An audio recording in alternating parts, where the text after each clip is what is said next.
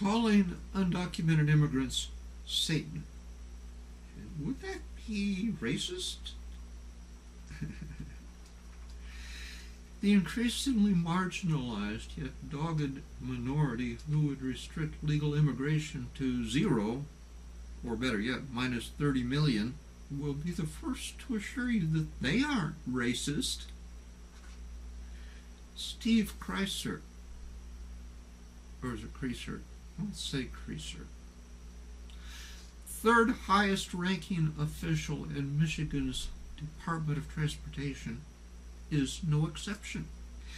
In a Facebook discussion over the illegal alien hunting permit pictured here, Creaser responded to Gordon Hintz, a Democrat in the Wisconsin State Assembly, who had posted it and who said he sees Jesus when he sees undocumented immigrants.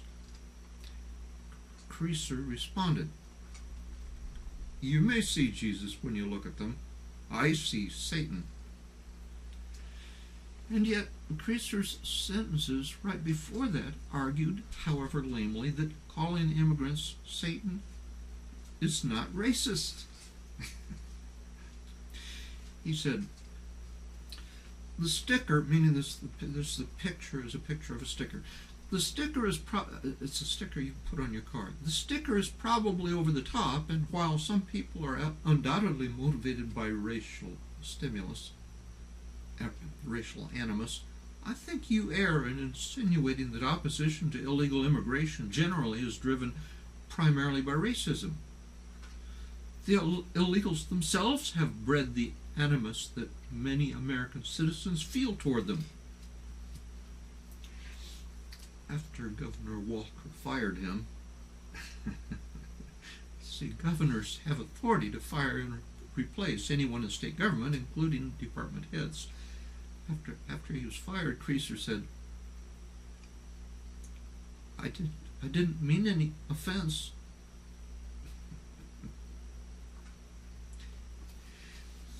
What is a racist? An accusation so easily leveled, so indignantly denied, yet so seldom defined. I submit that it is not racist to make blanket assessments of a group of people which are factual.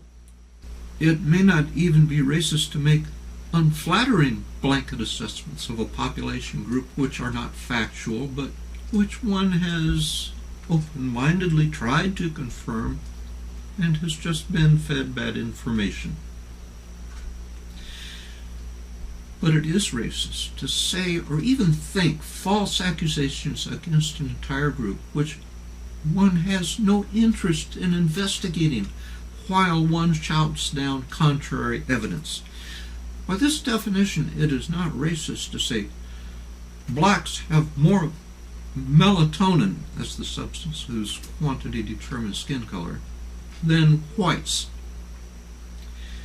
Allegations of differences beyond that are on shakier factual ground. The Bible has a phrase for racists: willingly ignorant. 1 Peter 3:5. Actually, in the Bible, the phrase is applied to evolutionists who deny Noah's flood, but I think I may borrow it for racists. Racists all allege facts which, if true, really would justify their discrimination. If all Jews really were the puppeteers of world leaders, pulling us all towards world tyranny through manipulating all money, then perhaps the pogroms of Hitler and Stalin were reasonable. But then why would God promise to avenge all wrongs done to Jews? Genesis 12:3 and Galatians 3:8.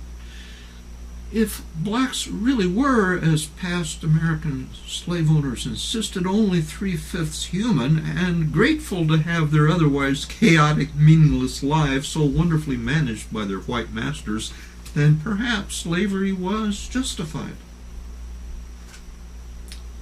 But then how could a black man write a book of the Bible?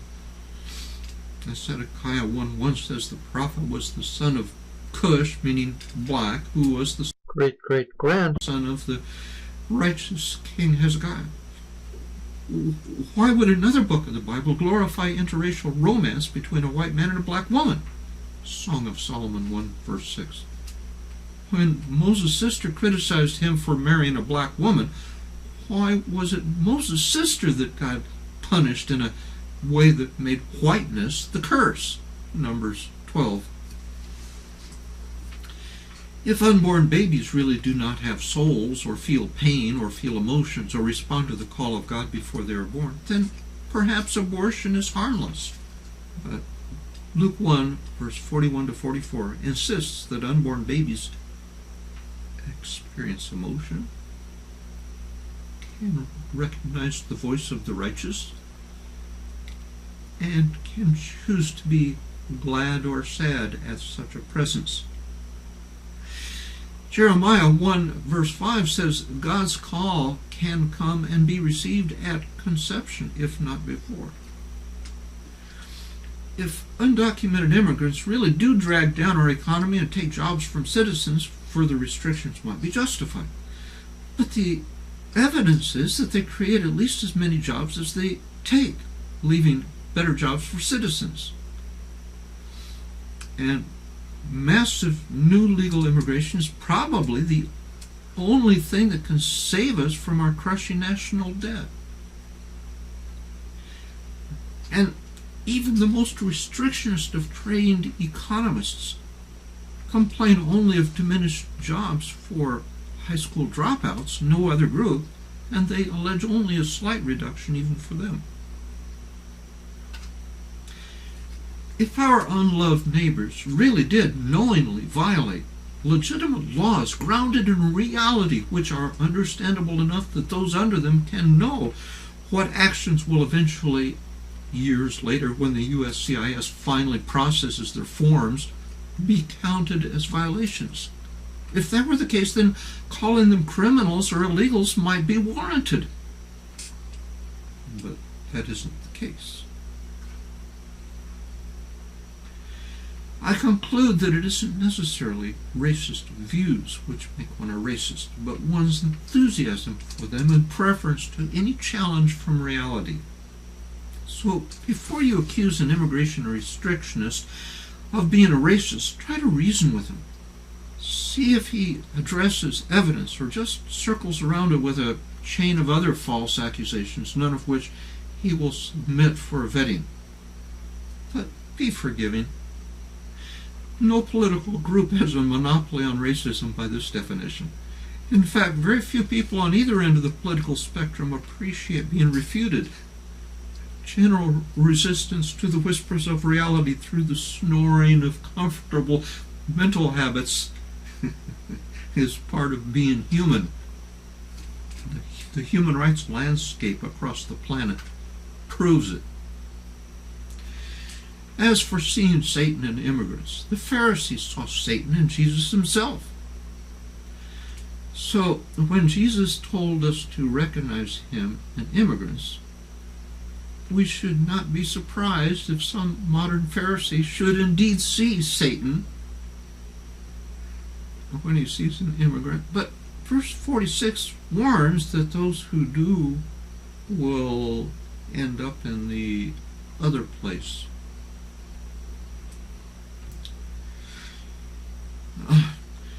I probably ought to give this offended atheist alert. Now, since the impetus of this story is a disagreement between Michigan lawmakers and a Michigan bureaucrat over whether undocumented immigrants are recognizable as Jesus or as Satan, both of whom are personalities known to us mostly through the Bible, it is irrational to imagine any writer can explore who is right without consulting the Bible.